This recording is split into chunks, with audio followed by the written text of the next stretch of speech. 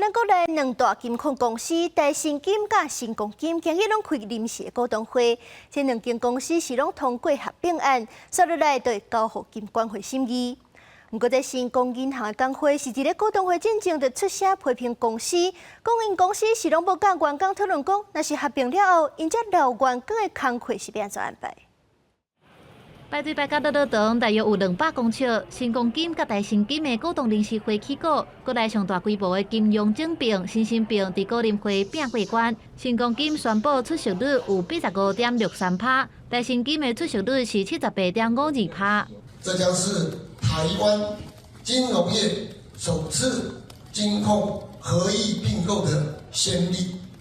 台新金进展顺利，头早9点外就开始投票，出席者有92.76%赞成，股权比重占全体股东大约72.83%，相通过新兴并。现在新光金股东发言是真积极，就要以出席人数的72.29%赞成率通过，大约占全体股权比重62%。合意的并购，所谓的友好的合并，这个换股之下，大家能够共同享受利益，这个是金融史上没有的事情。临时会前，新光银行工会提出6点声明，即期讲台新金甲新光金毋捌和工会协商过员工安置的计划，为保障伫会后回应讲，原则上就是至少劳用3年，全体员工拢适用。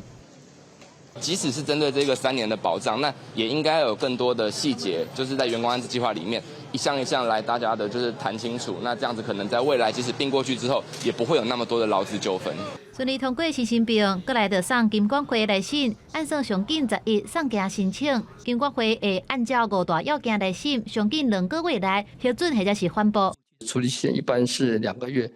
到时候有需要的话，也是可以做展延啦。合并了后的新公司会改名做台新新光金控，变做是台湾第4大金控。也若敢会伫今年底或者是明年初完成核准，还是驳回，金管会是无明确时间表。记者综合报道。